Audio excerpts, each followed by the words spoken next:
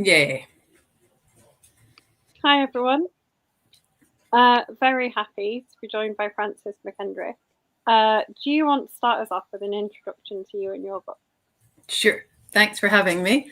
So, my novel is called Words Fail Me, and it's about a secondary school therapist called Jane, and she works with lots of teenage clients, and she also works with some staff members. And the novel follows her from over the course of just under a year. And we meet her through her sessions with her clients. And we get to know her and the clients a little bit. We get to know her through these sessions because you hear her inner monologue. And we also have flashbacks to her own teenage years, sort of interspersed throughout the book. And the basic sort of premise is that the more that she hears of the struggles and the suffering that her young people are going through,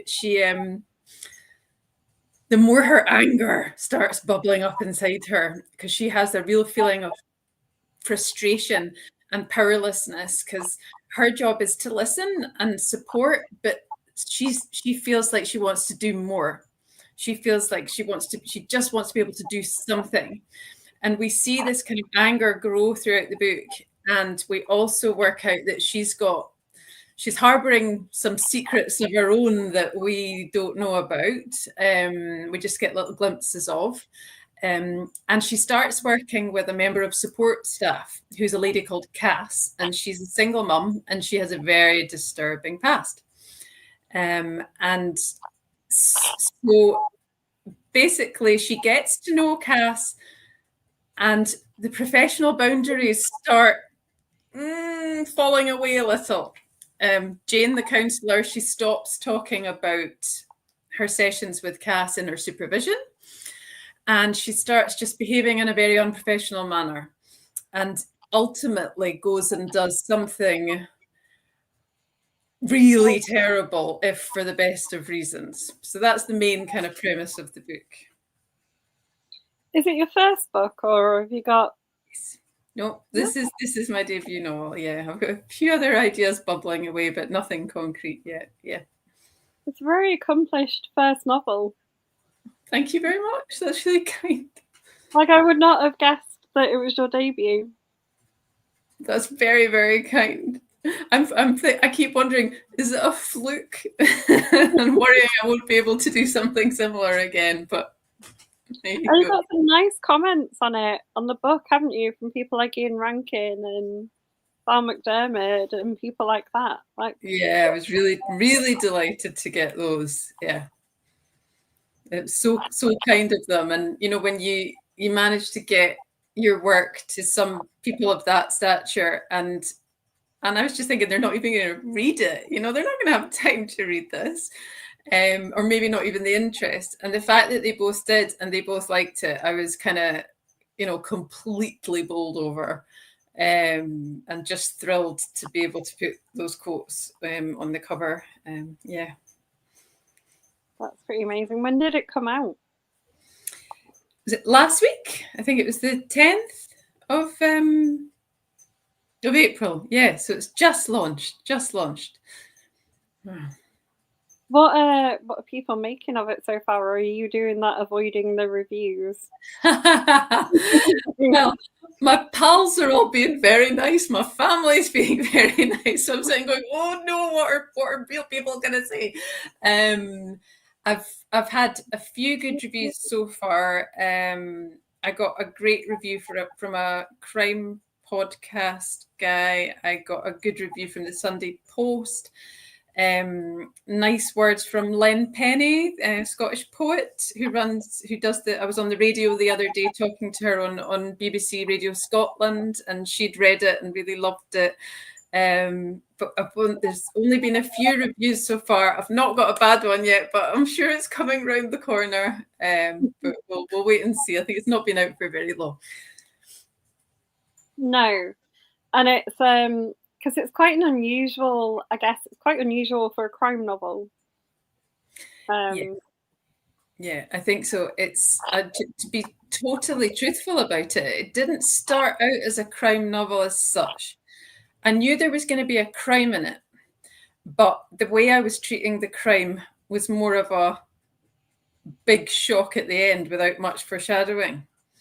And I don't want to give it away, but when I tried to get it out to publishers, they were I got quite a few nice responses that said, "Look, this is great, but we just don't know what genre it is. It's really weird, and we don't know how we're going to take it to market like this."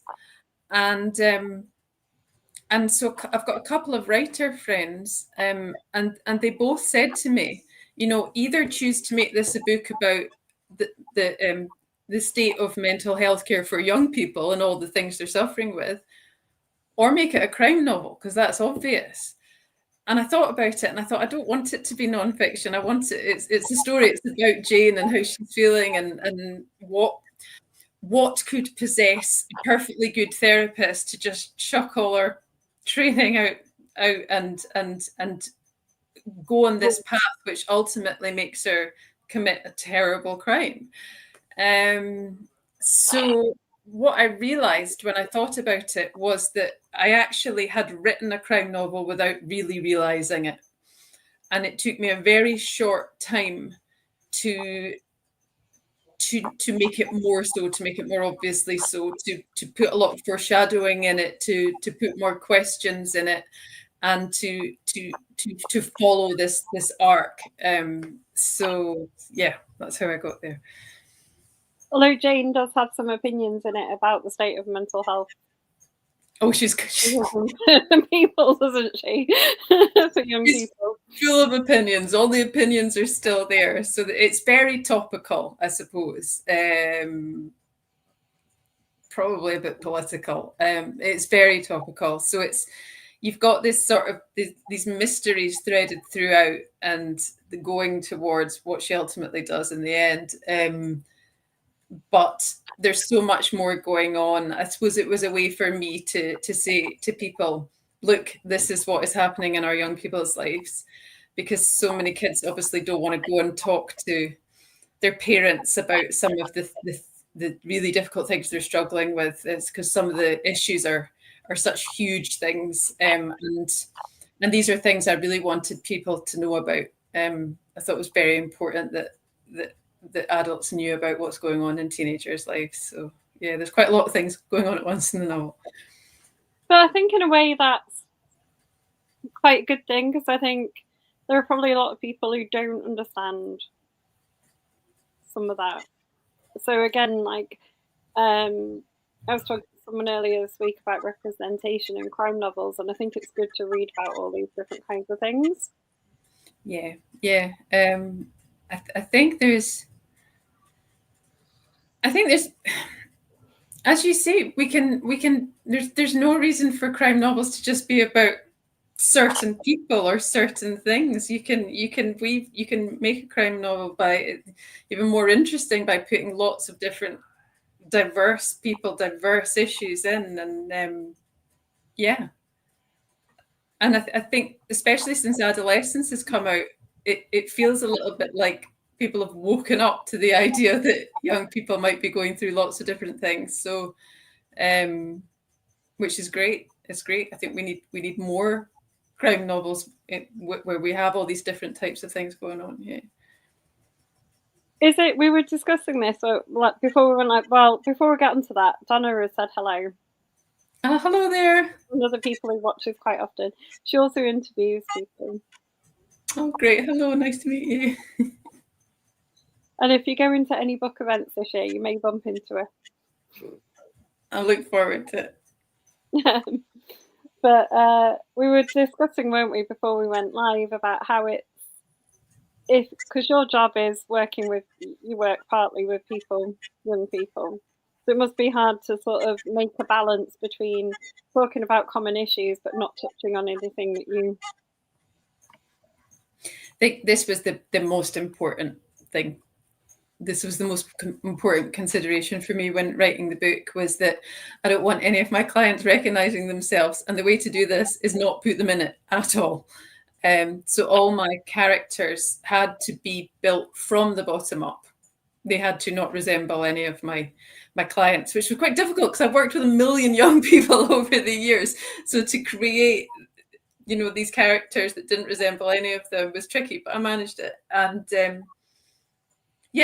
the important thing was that each of the characters in the book is suffering with something that I see all the time, and I have seen for years. So the things that they're struggling with are the most common things that I see. And that meant that I could construct characters that were very different from any of the clients that I have, but are suffering from the same kinds of things. So it allowed me to, just talk about the most important ones. And it would be, as a therapist, confidentiality is the most important thing we have. So I was very aware of that, and hopefully nobody would ever see themselves in any of these characters, because they are what they are now is real people in my head, and hopefully they feel like real people to the readers. But yeah, they are all very unique to themselves. Yeah. They definitely came across very believably. Good. That's very kind of you to say. Thank you. And I guess the tricky thing when you're writing a book like this is making them not just about the problems that they're coming to the person with, or even not just Jane about the things that she's wrestling with. You've got to still keep them real and more fleshed out beyond that. Yeah. And that's the thing, because the Cass, who's kind of the main client, we meet her again and again and again, and she's the only client that we meet more than once. So I had more time and I had more space to develop her as a character. But the teenage clients we only meet once. It's not, maybe there's one of them, it's their first session, but the other ones were maybe on session 5 or we're on session 8 or whatever. But how do I flesh them out? I think I was very aware of trying to imagine what it would be like to be sitting in the room, what the light would be like, what the smells would be like, what that character might be doing. Because every teenager that comes into your room, if you're a school therapist or a teacher or working with young people, you notice that they all have their little traits, their little things that they do, their mannerisms, their figures of speech. And so really thinking about, once I'd got a general idea of what this character, what they were going to be like, I had to kind of think how they would behave in that room. Yeah. And make it, each one quite specific. Yeah. Is it tricky to talk about sort of therapy and stuff in a way that's kind of interesting to a lay person? I think people just have very different ideas of what therapy is, because most people probably haven't had any contact with therapy. Well, some have, many have, but so you get lots of preconceived notions. You also find that some people will have been to therapists that just sit and say nothing at all. So I think that I wanted this book to give lay people a feeling of what it might be like. She's only one woman, she's only one therapist, they're all completely different from each other. But I wanted them to see somebody who, I don't think she's a bad therapist until we get a bit further on, where she stops being so good. She's really flawed, but she really cares. I think she's a good person, probably. And I think I suppose I wanted to get across that therapists are just human beings. And we're just trying to be there, to be in relationship with somebody else. We've not got a magic wand, can't solve your problems. But what we can do if we're a good therapist is try and build a relationship with our clients that will be helpful to them. it's about being human and breaking down the walls and letting the young people or the adults trust you enough to be able to talk about the stuff that they can't talk about to anybody else. And that's what a good therapist does. And interestingly, Jane, when she's a teenager, has a sort of very bad therapy experience, doesn't she? So you're almost wondering why, having experienced something that bad, like she's gone to become it. Yeah, yeah, and I think that because she had a guy called Austin who sat with his notebook and said things about Freud. I mean, she does a bit of that as well, not the notebook, but the saying things about dead psychoanalysts. But she had a guy that really just wasn't listening to her and wasn't seeing her as a real human person. And yeah, it's surprising that she ever went back to therapy herself. And I think she probably did that because she kind of got through her 20s, she had traumatic things happening in her teens, and through her 20s she kind of just got through in a bit of denial and just sort of plowed on. And then the past trauma, what we call the presenting past, hit her, and she needed help. Now, this isn't a period that I talk about much in the book, but I do allude to it. And I think the point was that she gave it another go. Maybe somebody suggested it to her, I don't know. But this time she had a good therapist and somebody that or at least she had somebody that she got on with. And that sort of opened her up to the idea of therapy as a good and helpful thing, because the therapist she finally went to herself was life-changing for her. And for some people it can be. And also, I think sometimes a bad experience of a thing can make you. A lot of people I know who are teachers have had a terrible experience at school. Oh yeah, because you want to go and do it properly, Yeah, it's motivating, isn't it? A little bit, yeah, I guess. But I mean, yeah, I've never quite understood anyone's motivation to being a teacher.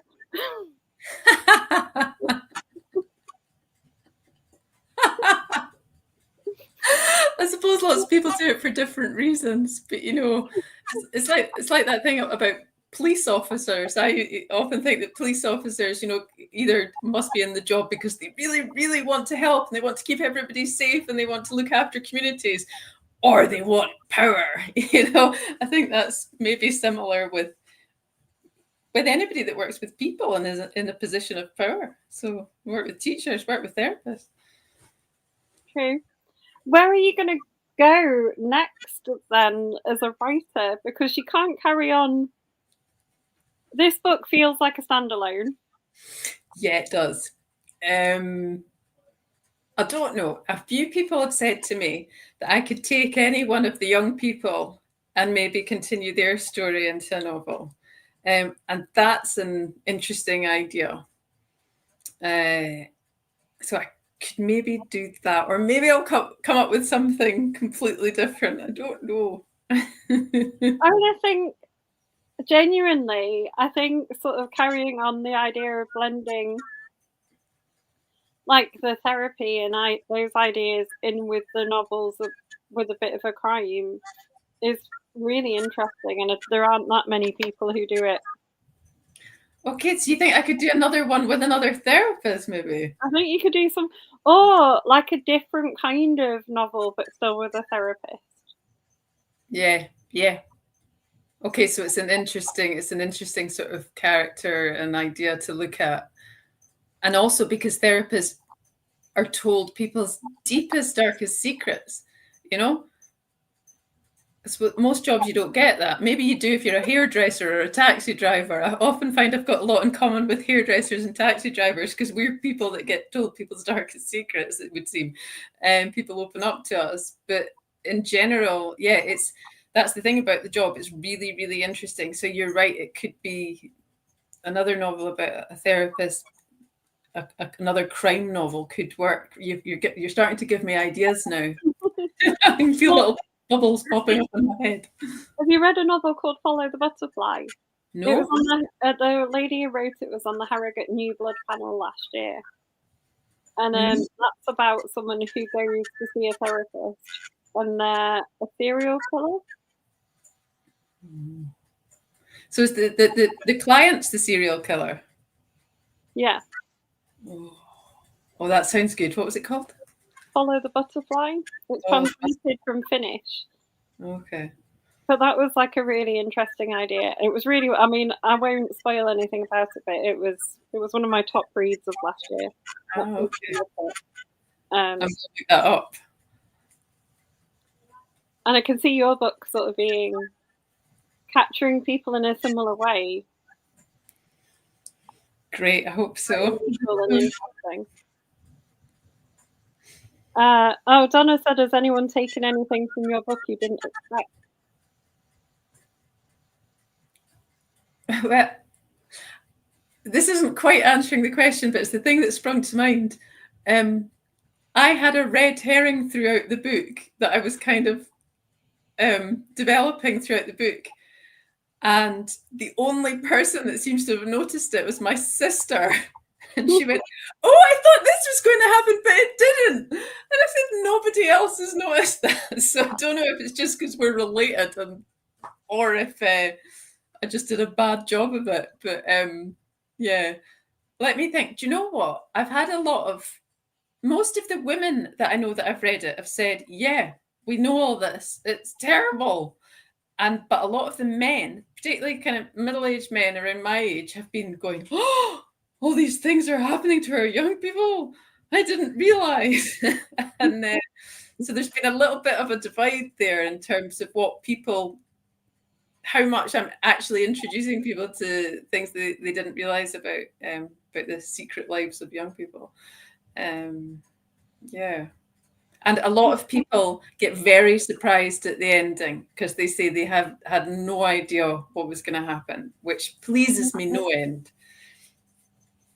I was reading bits of it to my husband, and he was going, "Oh, you've told me stories like that." Or you said the similar things about cams. Oh, right. Okay. Sorry. I thought you meant I was on the ending. Right. Okay. Yeah. Yes, I bet. I think because it's got a very heavy feminist angle the throughout the book. Yeah. So it's so many of pretty much all the suffering in the book, you can find its roots in some sort of misogyny, whether it's suffering of the boys or the girls or whomever. So yeah.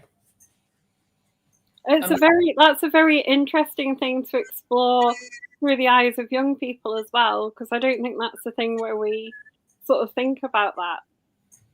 And Yeah. actually, you mentioned sort of people like Andrew Tate in the book, and that is a thing, like in adolescence and stuff, that people are now starting to think about more, Yeah. influencing like our young people, isn't it? I mean, really, I mean, we've always had sort of, I suppose, what when I was young, we would have called sexism, or I didn't, maybe it was just me that didn't really know the term misogyny.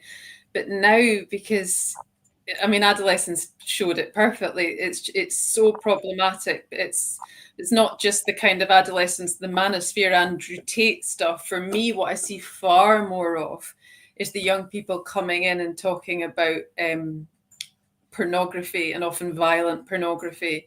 And because they're using it, young kids, they're using this as a how-to manual. They believe everything they see online. They've got, burgeoning sexuality. Of course, they're curious about sex. They've got, we had the K's catalog in the bra section in the 90s, and now they can see full pornography at the click of a few buttons, and so they're going to be watching it. But the problem is that what they're seeing a lot of the time can be really quite violent, or just really nasty, with the emphasis not on people having pleasurable sex. It's on violent. It's on the parlance of pornography at the moment. A lot of the time is destroying women.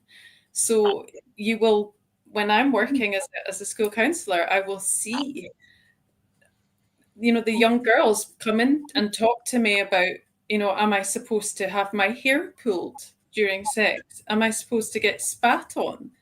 am I supposed to, do sexual practices that should really be niche and certainly not done by young people? And so this is a really big problem. And I think it's something that means that our sex education classes are going to have to be incredibly detailed to counteract what they're seeing online. It's awful. I mean, I would say a good sex education class, if it's got a trusting person leading it, probably can deliver some of that. But it's very hard for your geography teacher who really doesn't want to, it's just been put in, you're doing that lesson today. So that's why I think we have to trying as much as we can to have sex education classes run by people who are confident and comfortable talking about really difficult things. I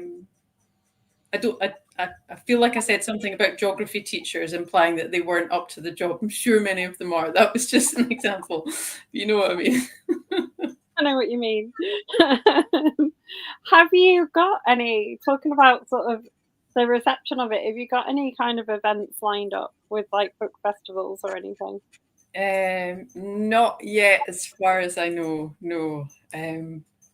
I think because I work in cupboards, the thought of these things fills me with fear. However, I have now had this experience with you guys, and I've had 4 radio interviews. And the first one, I was terrified. And then by the 4th one, I'd calmed down, and I feel quite calm today. So maybe I could do a book festival or something like that. Yeah. Hopefully people will want me to. And then I'll come and I'll speak, and I won't hide under the table.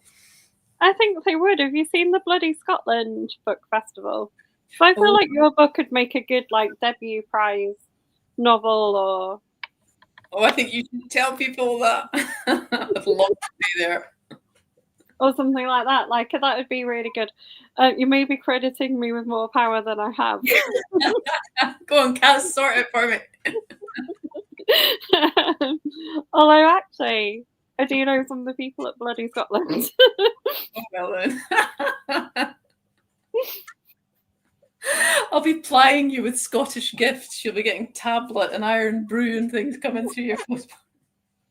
Oh, don't. We love that. We've got an admin in our book group who is our Scottish representative, and she does send us like random flavours of iron brew and things.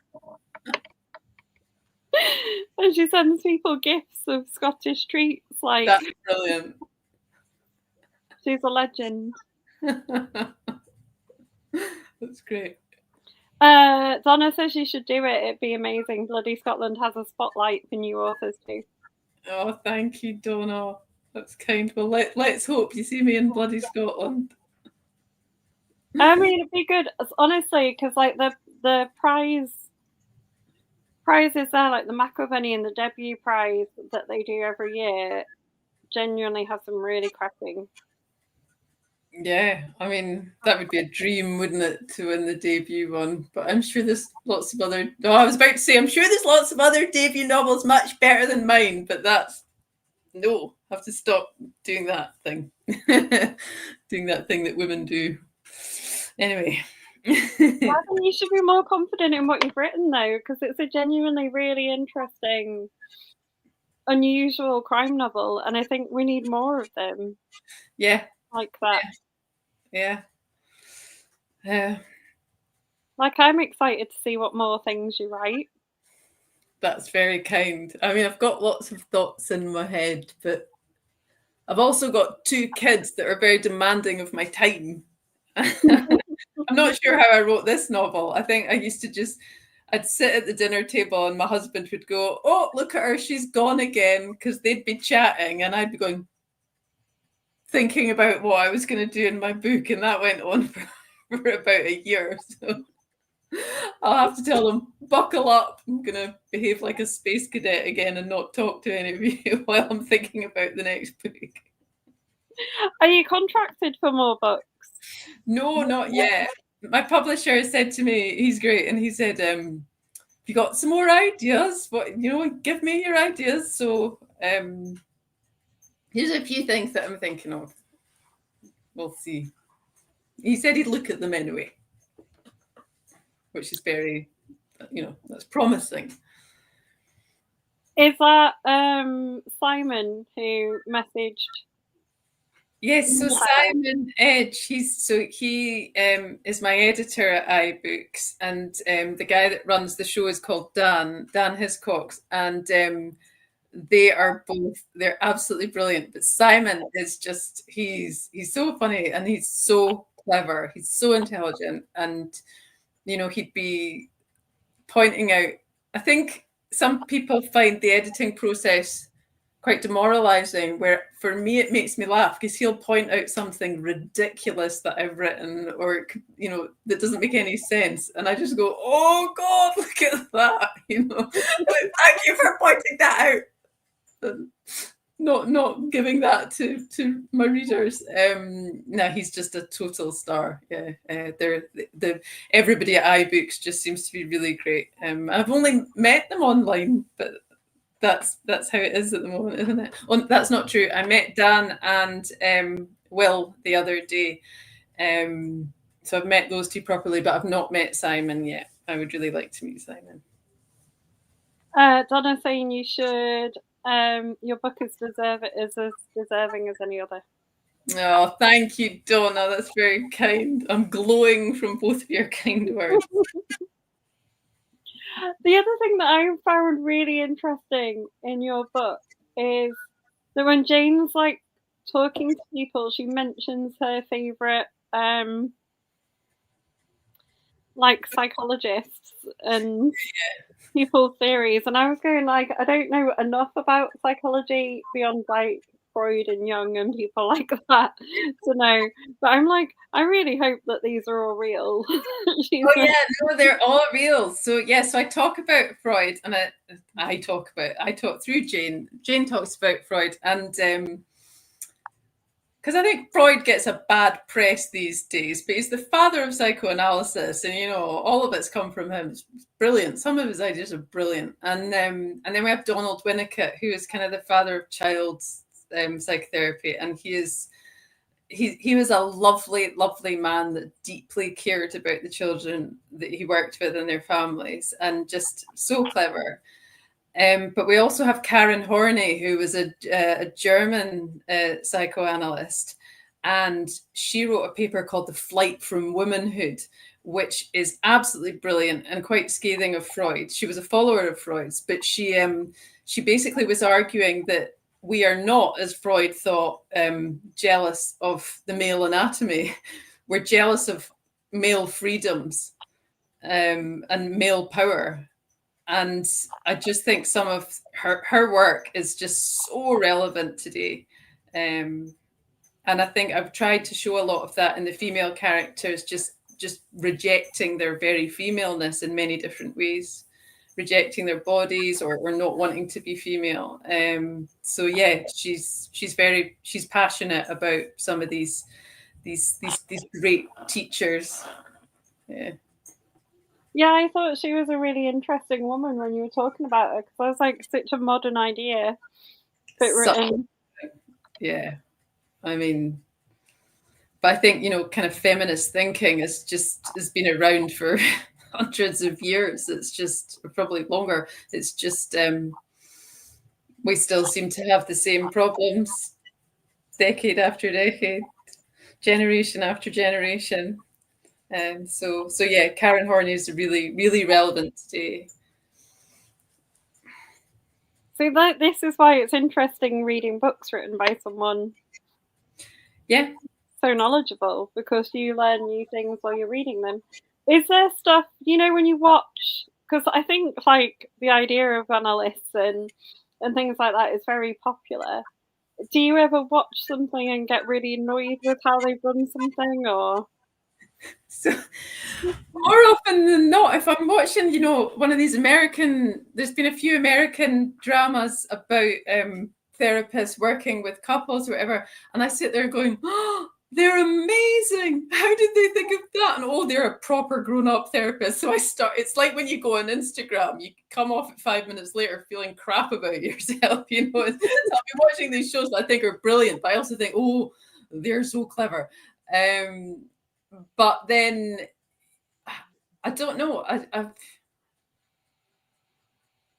I think there's a lot of kind of pseudo therapy that goes on with people that think that they have the answers to everything. Maybe not people that say they're therapists, but say they're coaches of this or that. Not that I'm bashing coaching, but what am I trying to say?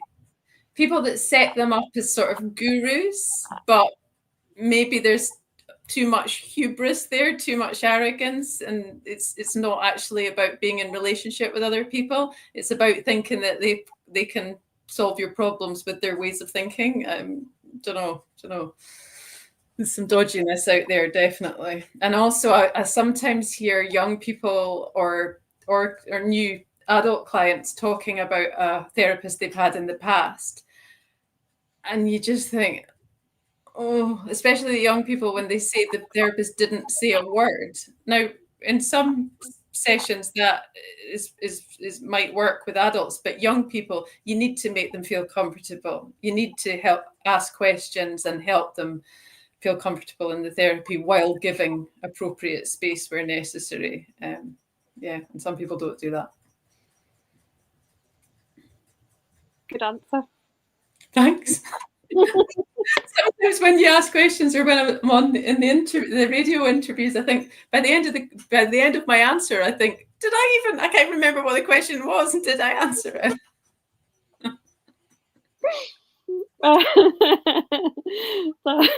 Sorry, I'm laughing at Donna on the stream as well. She said of all the things men have, their anatomy is the last thing I'd be jealous of.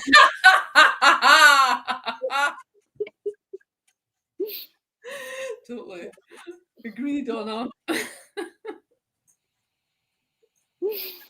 Sorry, I had to share that one. I thought it was a good answer. I mean, it's so crazy, but so many of these psychoanalysts believe this, the penis envy, and you just think, no. That's so funny. Sorry.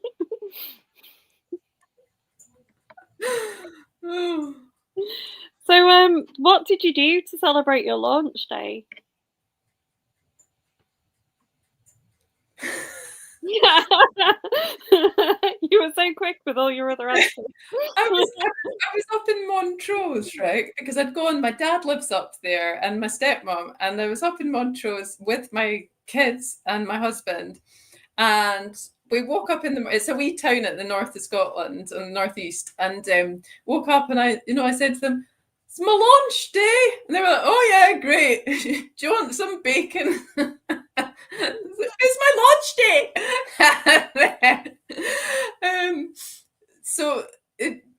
But then we went into the high street, which is tiny, and I said, I don't suppose there's any bookshops here. And they said, yeah, there is a little bookshop. And we went in, there's a gorgeous little bookshop. I think it's called Ink and Quill, or Quill and Ink, in Montrose.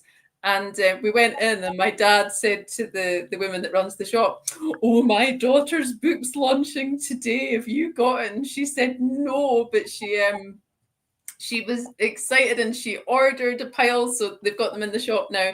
And she's got this a picture of a tree on the wall in the bookshop, and she had little wooden leaf shapes that 3 different authors had written their names on, authors that had come into the shop. And she said, will you write on one of our leaves and stick it on the tree? So we did that, and that felt like a proper thing to do on a book launch. And later on, we had some fizz at home.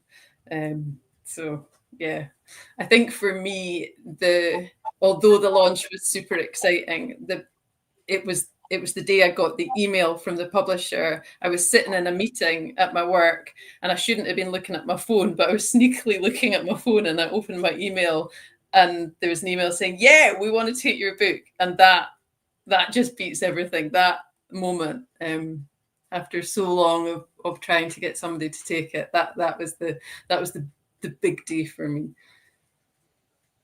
It sounds really good. I like the idea of having your name on the tree as well. No. That's a really nice idea. Yeah, I think it's a great idea. And then she went on Instagram and she said, "Oh, we had author Frances Mckendrick in," and made a fuss, which was really sweet. Yeah. Are you not tempted to go on like a bookshop tour and do some signings, or? I don't know. I think they've got copies in Toppings in Edinburgh, and they want me to come in and sign them. I don't know. We'll have to wait and see. I think I was meant to be doing a launch, but I was just, to be honest, it was just felt all very overwhelming, and the idea of lots of family and friends and everything. As I say, I'm used to working in a cupboard, and I just said, "Can I have a launch without doing that?" And the publisher said yes, but I'm gonna try and get more used. I am slowly getting more used to doing things, so maybe I'll do something like that. Well, when it takes off and you're like invited to the debut prize, and then you're gonna have to be okay with it. Yeah, wouldn't that be great? That'd be so exciting. It's really hard because it's really difficult to know how many sales there've been and who's reading it, and so it's just very hard to know if lots of people are enjoying it or if it's mostly just my pals buying copies. Well, they all have to buy a copy. Yeah. But then every now and then they'll say, "Oh, I lent it to somebody," and I say, "Don't lend it to anyone. They have to buy their own copy." Or I said, "Oh, if you do lend it to somebody, they have to tell somebody else to go and buy it." I think it's word of mouth, isn't it, that makes people buy books. That's why I buy books, really. Maybe I'll hear about them here or there or read about them, but it's when a friend says, "Oh, I read this amazing book, you have to read it." That's what spurs me on, I think. Yeah, it definitely. We've seen that in our group, like authors growing progressively more popular through like word of mouth of people being like, "Oh, I've read this book, it was great. Has everyone else read it?" And then Yeah, I bet. you need to know people who like similar books to you. Yeah. Like That's I've worked out in the group who post reviews who are like have similar taste to me now. So if yeah, they post something, I'm like, "Oh yes." yeah. But I think this I've got one group of friends, and there's not a lot of big readers in it. And but there was one woman, a pal, and she ordered a copy. She got it yesterday, and she spent the whole day reading it. She said she couldn't stop, and she said she never reads. She's a crossword girl or a word search girl, and she never normally reads novels, and she was completely hooked. And I was like, "Oh, please, can you write that on Amazon?" But she said, "I didn't buy it on Amazon. I bought it off the publisher website." But I like that idea that I think it's a book that somebody that doesn't often read could actually pick up and really enjoy it. Well, I get that impression from a few people that that are like that. Yeah. I think potentially because it covers such real life, like real people and real life, and you can imagine yourself, even if you don't have any experience of working with young people, you can imagine yourself there when you were at school. Yeah, absolutely. Because, like you said, a lot of these issues don't change. You were thinking, like, if you think to when you were a teenager, the issues were similar. Yeah, absolutely. And some of the ground has changed, but the issues are the same. There's all the things of wanting to fit in, and there's a lot of loneliness among teenagers, that they feel different from everybody else, just because that teenagers do feel different. They feel that nobody really gets them, or sometimes they can feel quite invisible, and I don't know, there's a lot of human condition stuff in the book, and quite a few guys have said to me, I was a boy like that when I was at school. There was a man that told me that the other day, was in his 70s, and he said, I recognise so much of myself in some of the male characters in the book. which I was really pleased about. And actually, my dad, who's 84, I couldn't believe that he read it because he reads mostly nonfiction, but he read it and he liked it. And he said, I can't believe that therapists have to listen to all this and this is what everybody's going through. Is this really happening? It's like, yeah. I felt a bit bad for him. Did he not know that that was the thing? Oh no. Oh no. Wasn't My like dad, that when he was at school. yeah, no. There was none of that when he was at school. Yeah, there was, but it was just a bit different in 1955 or whatever it was. Oh. There probably was. My parents are a bit older, but they were both like, they weren't the best at school, so I think they would probably have known that some of these were problems. Yeah, I just think my dad's not very observant.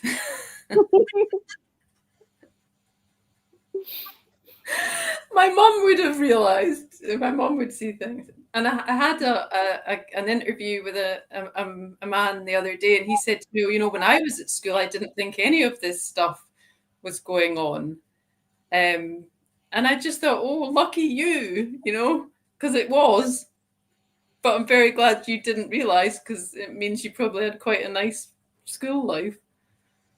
Well, there's a woman, isn't there, in it? Like, who goes to, there's like a group of therapists meeting, and there's a woman in it, and she's like, well, this kind of thing doesn't happen at the school where I work. And you're there going, like, Yeah, because she works for in some made up college, but Scotland is dotted with exclusive private secondary schools, and they always, in my mind at least, they seem to be, you know, hidden behind forests. You know, they're in the middle of nowhere, and I'm sure there's loads going on in them. But she's at one of them where she's just started working there, and she believes that, you know, good people, as in rich people, are not going to have any of these issues. And you just want to say, just wait for it, because privilege, money does not inoculate you against any of these issues, you know. So I had quite a lot of fun with her. I feel a bit, as we'd say in Scotland, I feel a bit shan. That means I feel a bit mean because I kind of used her for the other characters to have a bit of a laugh at, but because she didn't realise that trauma and distress and unhappiness happens everywhere, and money's got nothing to do with. Obviously, poverty makes things worse, but yeah, you're good. All of the things that I talk about in the book will be happening in the most expensive private schools, as well as the state schools that have practically no money. or yeah, I mean, as you go, no school has any money really, does it? No, except for the ones that are beeping. They do. Right. Tell me what you've read recently and really enjoyed. What I've read recently and really enjoyed. I was reading a book called Small Pleasures, and I can't remember the name. I'm actually reading it at the moment, but it's brilliant. What's the name of the author? I've got it in the other room. And it's about a journalist in the 1950s called Jean. And she lives with her mother, who is kind of housebound and very difficult. And Jean, she works on a newspaper with lots of other men, and she's kind of seen as the lady in the newsroom. So she gets given all the jobs to write stories about housework and these kind of things. But one day, a woman writes in to say that she has a daughter who was conceived without any male input. And Jean starts investigating the story of how this woman could have this daughter. I think it's a crime novel. Anyway, it's very, very interesting. But I'm not sure. It's definitely very interesting. The mystery is developing well in the story. So that's really good. I'm trying to think what I read before that. I get completely obsessed with books and then I forget all about them when I put them down. Let me think. Do you know what? I have to admit that what I have been doing, because I've been giving myself a bit of a break from words, is watching the whole series, all the series of Outlander over again. I don't know if you watch Outlander. I've never watched it. I've read the first book though. Yeah. I think I have. Pretty sure I read the first book. It's totally addictive. And I go through phases where I'm reading every night and then phases where I'm watching stuff. And at the moment, I'm watching Outlander again. It's making me want to write some sort of romantic fiction, but I think I'd be rubbish at that. I like my sort of gritty subjects far too much.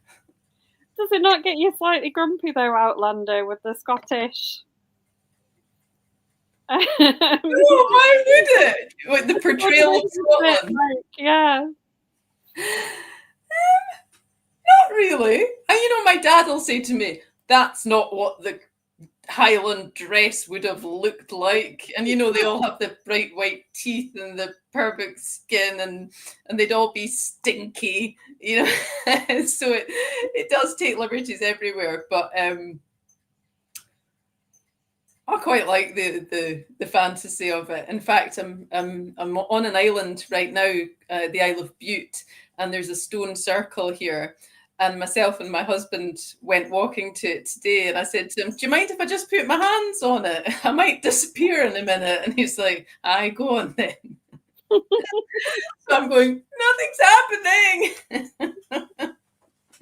I said to him, "If I did disappear, would you come in after me or would you go home to the kids?" And he said, "Oh no, I'd come in after you." Leave the poor kids. Anyway, yeah. I'm still trying to think of what books I've been reading. The problem is that I'm trying to picture the books on my bookcase next to my bed, but they're all the ones that I've not read yet. All the ones that I have read are downstairs. Oh, there was a Joanne Harris. It was a crime novel. What was that called? Broken Light. And that was quite a feminist, crimey book. That was good. What else is in that pile? I can't remember. I like Zora Neale Hurston.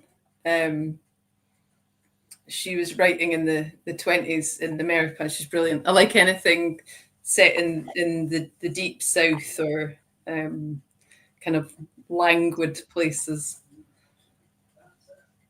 I don't know. I'm trying to think of the last crime novel I read as well. I do like the Val McDermids.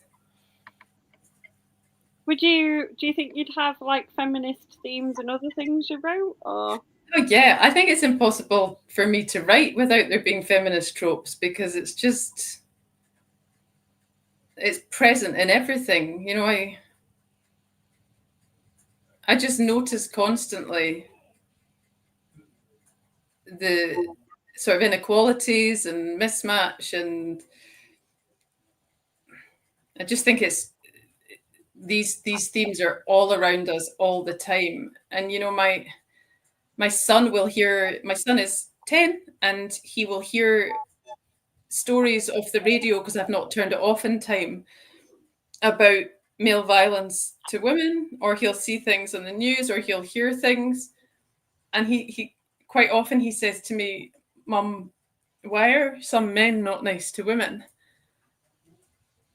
And I don't really have an answer. I just have to sort of say, "Oh, well, I don't quite know, but we have to always make sure that this is really important, that you know that these things go on, but that you're not ever going to be like that." I think this stuff is all around us all the time, unfortunately. Yeah. So I think I will always probably write, there will always be a feminist perspective in anything that I do write. Would you write another crime novel, or do you think you would venture into other genres? Quite like the crime thing. I think I stumbled into it by mistake, but now I'm interested in it, and I really would like to read lots of crime.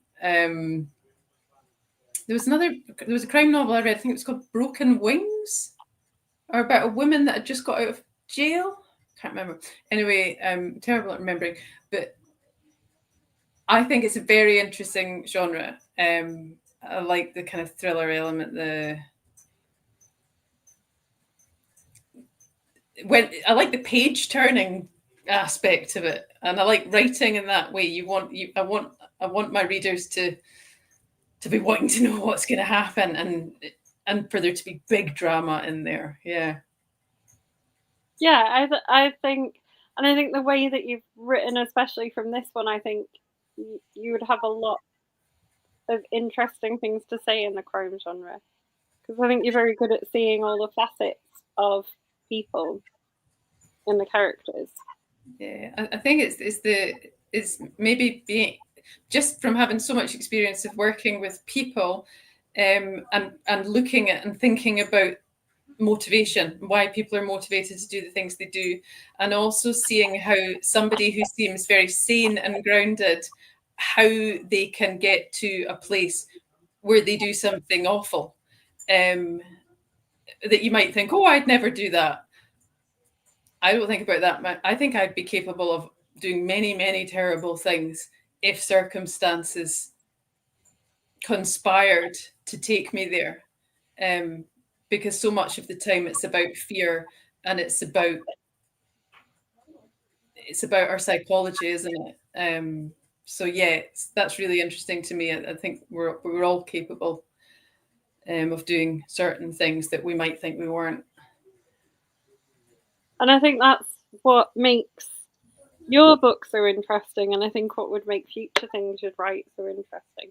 Hopefully. Kind of exploring that a little bit more. Yeah. Would be great. Yeah, I think so. And also the idea that people who harm other people and who mean to harm other people, they usually have not got there out of nowhere. It's usually because there's been huge amounts of trauma or abuse. There are reasons why people lose any moral compass that they have. And it's usually because they've been treated badly themselves, and it's all hardened and calcified inside them, and taken their humanity away so that they cannot step into the shoes of another person, and so that they and if they get gratification from doing something really, from harming others, it's there will be reasons for that, not excuses, but reasons, certainly. We have got, I could talk to you for hours, but we've got 2 minutes left. So, would you like to remind people what they're going to go away and buy? Okay, you're going to go away and buy Words Fail Me by Frances Mckendrick.